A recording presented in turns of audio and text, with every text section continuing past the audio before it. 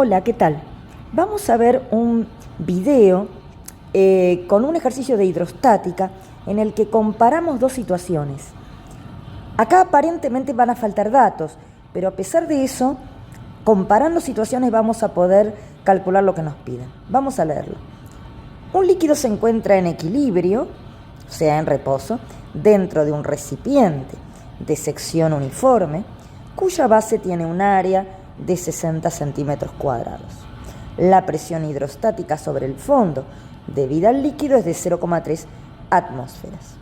Si se trasvasa el líquido a un recipiente de 90 centímetros cuadrados de base, la presión ejercida por el líquido en el fondo será de, y acá vienen 6 opciones. Bueno, vamos a ir leyendo de a poquito y acá tengo un esquema preparado.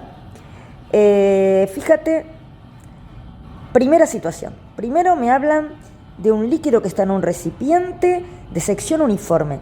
Esto quiere decir que es un cilindro, tiene forma de cilindro, cuya base tiene un área de 60 centímetros cuadrados.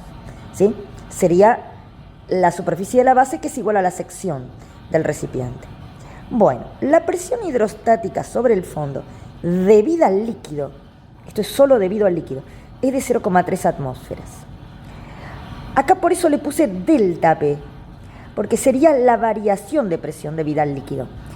Obviamente acá no se está contando la atmósfera, ¿sí? Si no, no podría ser 0,3. Es como que la diferencia de presión entre el fondo y la atmósfera debida a este líquido es 0,3 atmósferas. Así hay que interpretarlo. Variación de presión, caso 1. Hay una altura que la llamo H1, no nos la dan, tampoco nos dan la densidad. Bueno, resulta que este líquido se trasvasa. ¿Qué quiere decir? El mismo líquido se lo coloca en otro recipiente. Es la misma cantidad de líquido, ¿sí? Es la misma densidad, es la misma masa, por lo tanto el volumen es el mismo. Es un líquido, los líquidos son incompresibles. Lo estamos pasando a un recipiente más ancho. Fíjate, si se trasvasa el líquido a un recipiente de 90 centímetros cuadrados de base, un poco más ancho, así que intuitivamente va a tener que ser más baja la altura, ¿sí? La presión ejercida por el líquido en el fondo será de, nuevamente nos piden esta variación de presión, ¿sí? Porque no estamos teniendo en cuenta el aire. Bueno, o sea, es lo que varía la presión solo debido al líquido. La superficie es 90 centímetros cuadrados, no tenemos esta altura, le pongo un nombre, H2, a todo lo que no conozcas le pones un nombre, ¿sí? Variación de presión 2, delta P2 tampoco lo tenemos, esto es lo que piden. Bueno, acá hay un nexo entre estas dos situaciones, y es que el volumen es el mismo. Entonces planteo volumen 1, esta vez de volumen, igual a volumen 2. ¿Cómo es el volumen de un cilindro? Acá lo puse de costado. El volumen de un cilindro es superficie de la base por la altura. Se entiende que acá tomamos la altura solo donde hay líquido. ¿Está bien? No nos interesa dónde termina el recipiente, ¿sí? La altura que tomamos es la altura que tiene el líquido. Bueno, entonces superficie 1 por altura 1 igual a superficie 2 por altura 2. Claro, hay un problema. No tenemos ninguna de las dos alturas. No importa, no hay que asustarse. Hay que seguir trabajando con lo que tenemos y llegar a alguna relación. S1, 60 centímetros cuadrados. Acá está.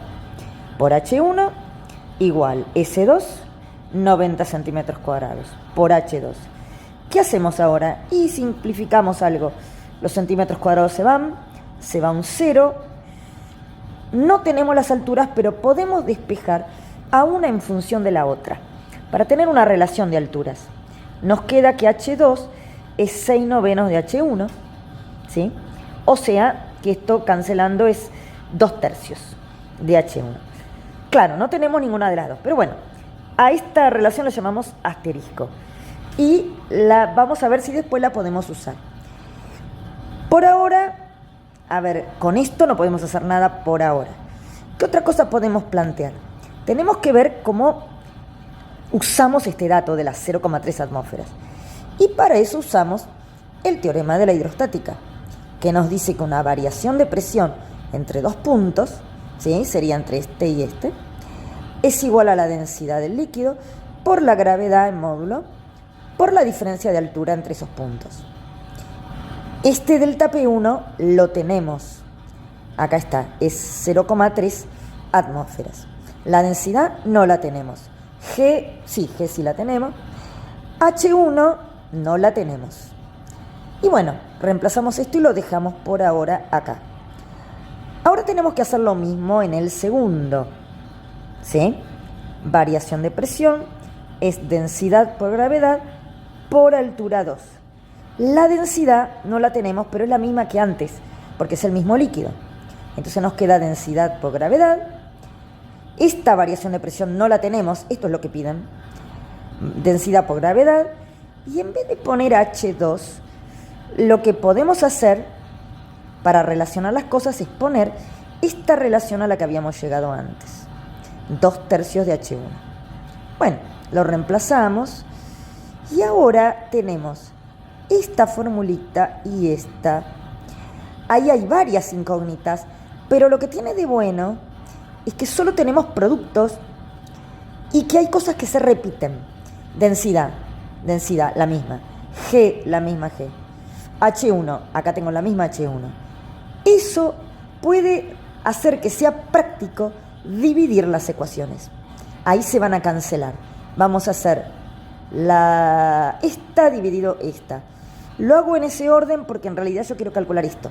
Así queda arriba. Bueno, hacemos delta P2. Esto dividido. Dividimos los miembros izquierdos. 0,3 atmósferas. A la derecha tenemos, pusimos B arriba. Densidad por gravedad por H2. Pero H2 dijimos que ponemos 2/3 de H1. Dividido el miembro derecho de la A. Queda densidad por gravedad por H1. Pero acá tenemos un montón de cosas en común que se van. Se va la densidad, se va la gravedad, se va el H1. Se fue todo lo que no conocíamos. Y queda este 2/3. Y ahora solamente pasamos esto multiplicando y queda que la variación de presión 2 es 2/3 por 0,3 atmósferas. Y bueno, haciendo la cuenta, esto 0,3 sobre 3, 0,1 por 2, 0,2. La variación de presión en el segundo recipiente es 0,2 atmósferas. Y es razonable porque hay menos altura, entonces la presión varía menos, ¿sí? En esta columna. Bueno, esto termina acá. Ahí, la respuesta está acá, es una de las opciones. Repasemos qué fue lo que usamos. Que el volumen es el mismo. Usamos que el volumen de un cilindro es superficie de la base por la altura. Usamos el teorema de la hidrostática 2 veces para el primer recipiente y para el segundo recipiente. Bueno, y después es combinar las cosas y usar álgebra.